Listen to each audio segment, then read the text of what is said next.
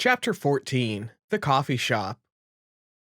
After Kai verified the manifesto, the media was more than excited to publish it repeatedly for several more days until news of another organization that was going bankrupt due to lack of funds became the headline.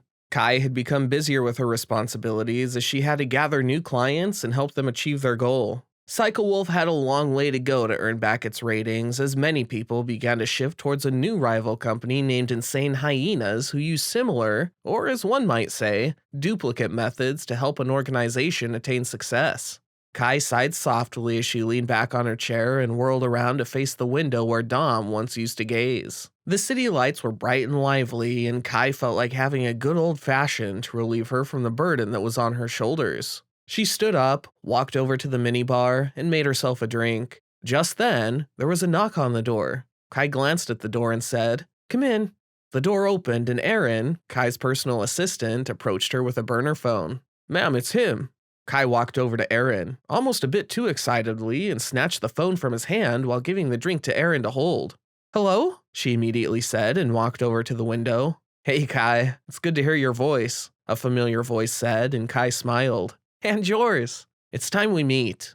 Kai inhaled deeply and nodded to herself.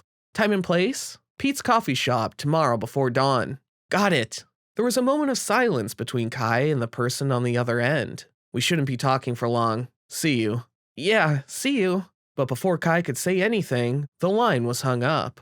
Kai sighed softly and turned around to face Aaron. She approached him and gave the phone to him while he gave her her glass. "You can leave now," Kai said, and Aaron left the office without saying anything. Kai parked her car a block away and walked over to Pete's Coffee Shop. She looked inside and tried the door, but the door was locked. Kai then went to the backside of the coffee shop through the narrow alley beside it and knocked on the steel door. She waited for a couple of moments before the door was finally opened by a man in a suit. The man didn't say anything. He simply stepped to the side and let Kai enter. He closed the door behind him and gestured Kai to follow him. Kai followed the man into the coffee shop. They entered the kitchen, but instead of going to the main room, they went to the storage room. It was a pretty small room with nothing but cardboard boxes of either coffee beans or creamers. However, the man in the suit went over to a shelf and removed a box from it. He then reached his hand inside and pulled a lever. He took a step back and waited for the shelf to slide sideways. Kai was surprised as well to see a door hidden behind the shelf. The man punched in a number on the pad and a soft beep ensured that the door was now unlocked. The man pushed the door open and stepped aside to let Kai enter first. What a gentleman, Kai thought as she glanced at the man from head to toe while entering the secret room.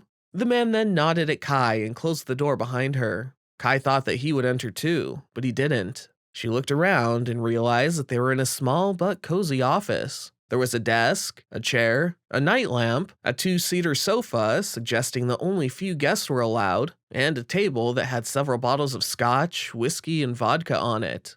Kai stepped forward a little, her heels clacking against the linoleum.